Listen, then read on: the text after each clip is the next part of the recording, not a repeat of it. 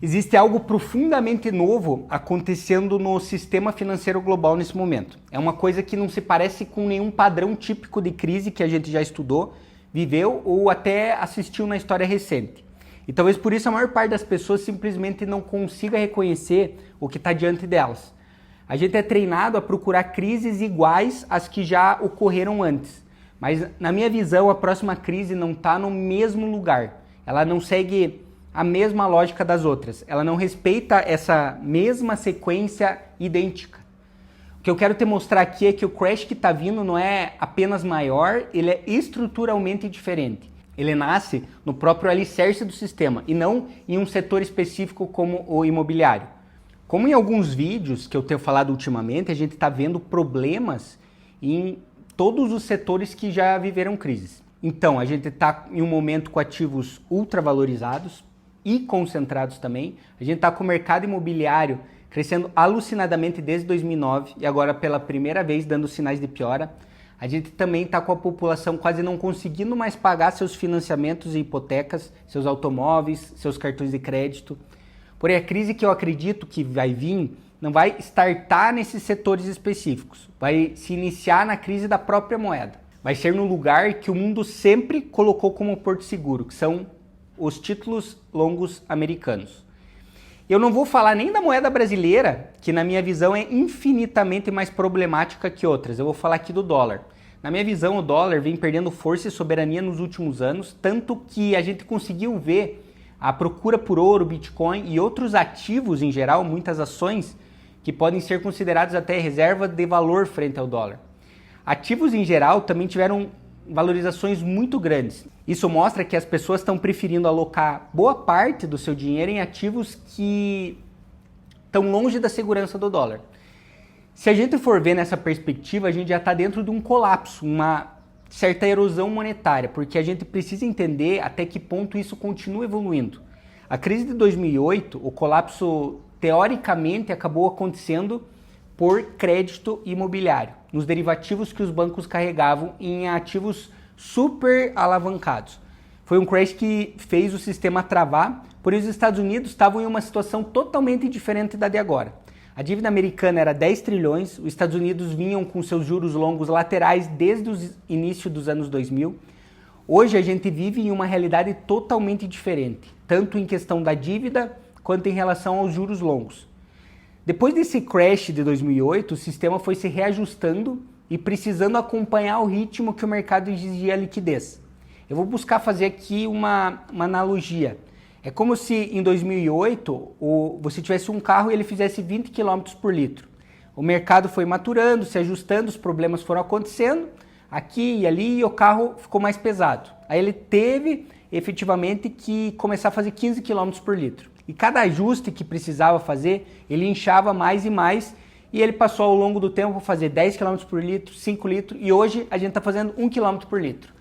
A gente precisa gastar uma quantidade enorme de gasolina no carro só para fazer ele continuar rodando, porque ele está muito inchado e pesado. Só que isso vai até o momento que se torna insustentável.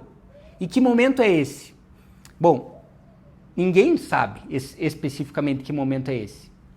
Se a gente for fazer, se a gente voltar essa analogia ao mercado financeiro, eu acredito que não tem mais volta. A gente passou de um limiar que possibilitava um retorno.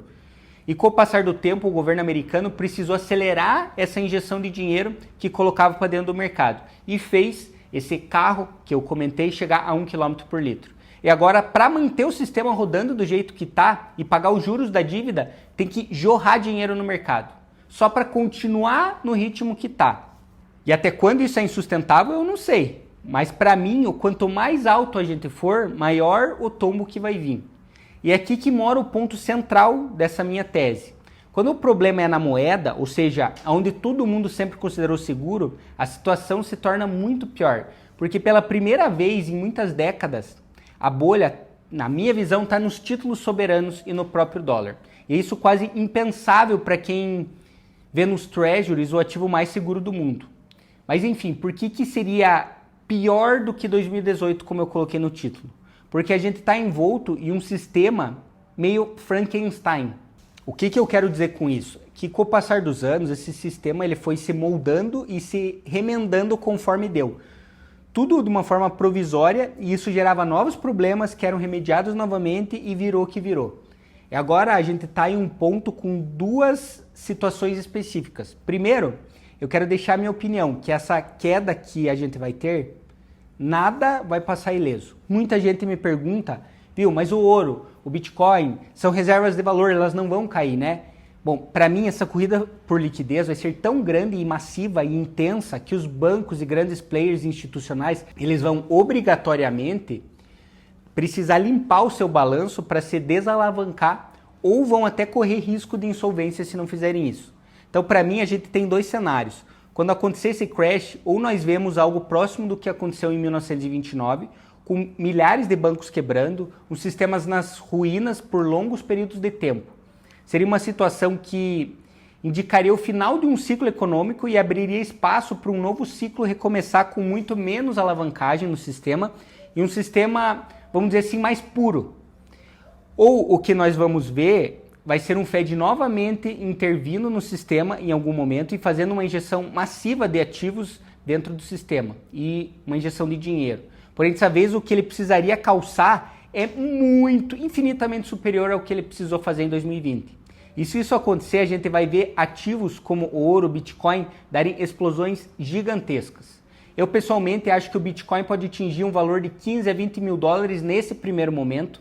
E para mim também vai ser um dos pontos de compra mais atrativos da história do ativo. Então, inicialmente, tudo vem para baixo, tanto Bitcoin, ouro, tudo. E a partir do momento que o Fed injetar liquidez, se essa injeção de dinheiro vir da forma com que eu espero, porque assim, eu não vejo o governo americano deixando o sistema quebrar como aconteceu em 29. E o que acontece? Toda essa queda vai vir com tanta força que vai empurrar os ativos lá para baixo. E essa injeção vai vir com tanta força que vai empurrar o Bitcoin para números próximos de 400, 500 mil em um curto espaço de tempo. Minha visão, né? É muito parecido com o que a gente viu na pandemia, quando o Bitcoin foi de 3 mil para 69 mil em alguns meses. Mas por que isso aconteceu? Por que pode acontecer isso? Porque as propriedades do Bitcoin não mudaram com o tempo. Já o dólar, que no início do crash vai ser importantíssimo para a desalavancagem de muitas instituições, no segundo momento, se o Fed intervir, vai perder valor muito rápido. E essas injeções de dinheiro, elas precisam ser escoadas para algum local. E eu acredito que os dois locais que mais vão sugar essa liquidez por causa de segurança são os metais e o Bitcoin. O sistema, na minha visão, vem acelerando para um novo paradigma onde quem está preparado para esse momento vai prosperar. E aí quem fica a pergunta final, como a gente se protege desse momento? Tem alguma maneira? Tem como eu ficar dolarizado totalmente para esse momento? Para mim a resposta é sim e não. Ter dólares é extremamente importante nesse momento, porém, você não pode estacionar e ficar parado. Tá dentro do mercado acionário nesse momento, na minha visão é essencial porque ele está te dando valorizações muito grandes e você consegue surfar grande parte dessa onda.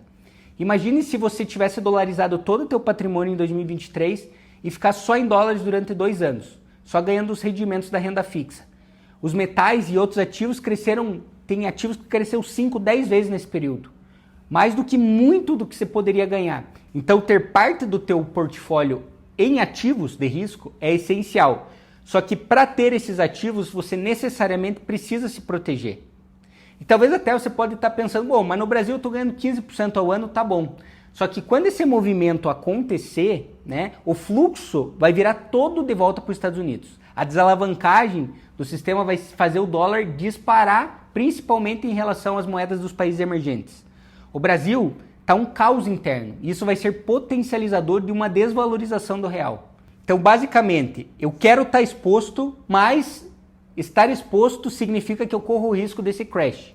Então, essas proteções que deixam você mais tranquilo para estar exposto, você consegue fazer na tua carteira. Você sabe se esse crash vai demorar, por exemplo, 3 meses ou 6 meses para acontecer? Ninguém sabe. Então é mais vantajoso você estar dentro do mercado, surfando essas posições e ao mesmo tempo estar protegido. Com essas proteções, você muitas vezes não só evita perder valor, como também ganha dinheiro. Tudo depende da maneira com que você atua diretamente no mercado. E como funciona essas proteções? Bom, tudo depende do perfil. Mas vou te explicar aqui. É como se você batesse o teu carro e ele pode cobrir 100% da FIP, 200% ou até 300% da FIP. No final, você acabou se beneficiando financeiramente dessa situação toda. Então, caso você tenha interesse em fazer esse tipo de proteção e não sabe como, se você quer montar uma estrutura que realmente conversa com esse cenário, juntando proteção, assimetria e também exposição internacional, eu deixei um formulário, você pode preencher aqui na descrição. Bom, no mais era isso, eu vou deixar alguns vídeos aqui para vocês, caso tenham interesse em entender melhor a minha tese sobre esse crash que tá por vir nos próximos meses. Não se esqueça de curtir e compartilhar o canal e um grande abraço.